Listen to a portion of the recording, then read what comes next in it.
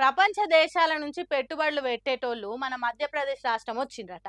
పెద్ద పెద్ద కంపెనీలు కట్టేతానికి కోట్ల కొద్ది పెట్టుబడులు పెట్టేతానికి వచ్చినోళ్ళ మీటింగ్ నడిచిందట. అదేనుల్లా గ్లోబల్ ఇన్వెస్టర్ సమ్మిట్ అనే మీటింగ్ జరిగిందట.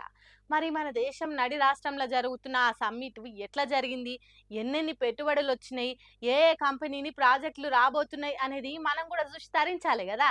ఇంకెందుకు ఆలస్యం, చలో మధ్యప్రదేశ్ రాష్ట్రం.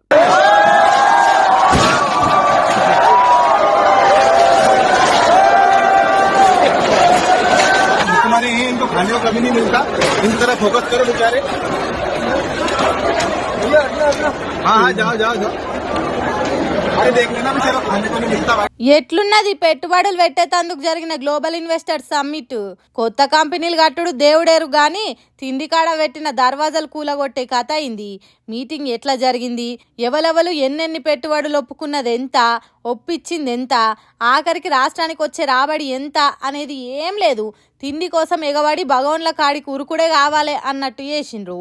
సమ్మిట్ ఏ గంగల కలుస్తేంది, నా కడుపు నిండు కావాలి, అసలే మంది ఎక్కువ ఉన్నారు, నేను వెనక పడితే ఆ బుక్కెడు బువ్వ కూడా దొరుకుతుందో దొరకదో అన్నట్టు చేతుల బొచ్చెలు పట్టుకొని కొట్టుకున్నంత పని చేసిండ్రు.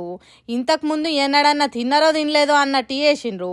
ఓ తీరుగా చెప్పాలంటే తొక్కిస్లాట జరుగుతుందా ఏంది అన్నట్టే అయింది కొద్దిసేపు.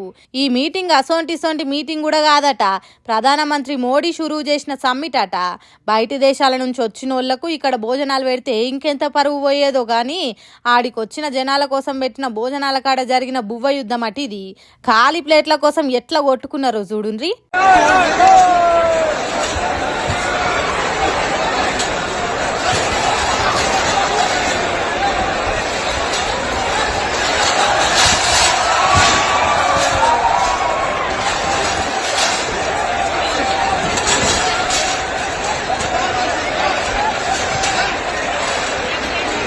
తిండి కోసం కొట్టుకున్న జనం ఇక్కడున్నారు కాబట్టి మా దేశంలో ఫుడ్ ప్రాసెసింగ్ కంపెనీలు పెట్టుండ్రి అని బయట దేశాల పెట్టుబడిదారులకు చెప్పినట్టున్నది ఈ కోట్లాట.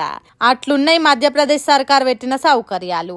ఏం చేస్తాం, సర్కార్కు తగ్గట్టు జనాలు, జనానికి తగ్గట్టు సర్కార్లు. ఇట్లున్నాక దేశం బాగుపడమంటే ఎందుకు బాగుపడది, తప్పకుండా అవుతుంది అని అంటున్నారు ఈ వీడియోలు చూసిన జనాలు.